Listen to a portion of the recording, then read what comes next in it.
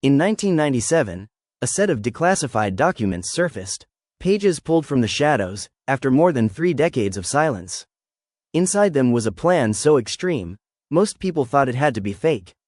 But it wasn't. The title on the first page read, Operation Northwoods. It was drafted in the early 1960s, at the height of Cold War paranoia, a time when the United States believed one wrong move could shift the balance of the entire world. A time when fear was a political weapon, and when secrecy was standard operating procedure. The Cold War wasn't just a standoff between nations. It was a psychological battlefield.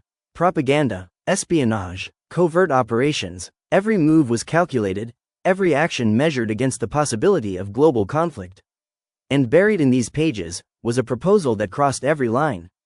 The plan came from the Joint Chiefs of Staff, some of the highest-ranking military officials in the country. Men with power, men with influence, men who believed the ends justified the means.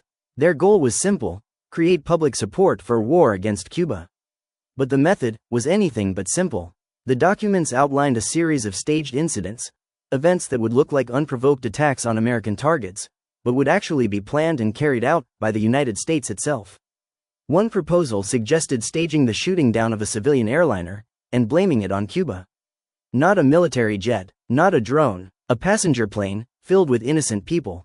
Another idea involved using a drone aircraft, swapping it mid-flight, and detonating it remotely, complete with a fabricated passenger list. A tragedy engineered on paper. There were plans to stage attacks on U.S. military bases, to set off explosions, to create fake funerals, all designed to spark outrage. All designed to push the American public toward one conclusion: war. The documents even discussed staging incidents inside American cities, to make it appear that Cuban agents were operating on U.S. soil. Bombings, sabotage, chaos, manufactured for effect. And the proposals didn't stop there. Some plans involved planting evidence. Others involved creating false radio transmissions, even orchestrating mock rescue operations, to sell the illusion of a real threat. Every detail was laid out in cold, clinical language. Targets, timelines, media reactions, public opinion. It read less like a proposal, and more like a checklist. It wasn't a rough idea scribbled on a notepad. It was a blueprint, a step-by-step plan, ready to be executed. The proposal moved up the chain of command, all the way to the Secretary of Defense. And then, to the President, John F. Kennedy. And that's where it stopped. Kennedy rejected Operation Northwoods outright. The plan was never approved, never executed, never spoken of publicly. The documents were locked away, sealed, and forgotten. For more than 30 years. Until the 1990s, when a wave of Cold War records were finally declassified. Researchers began digging through the files, and found the Northwoods proposal sitting quietly in the stack. A relic of a mindset that almost became reality.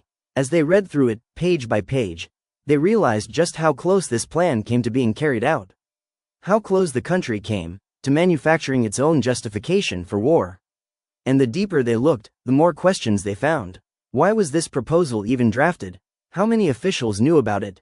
And how many similar plans never made it to the surface? The most unsettling part wasn't just the content, but how normal it looked on paper. As if creating a false attack was simply another option on the table. Operation Northwoods never happened, but the documents are real. The signatures are real, and the mindset behind it was real. Which raises a question that still lingers today. If this is what was proposed, what else was written down, approved, or carried out, that we still haven't seen in the declassified files?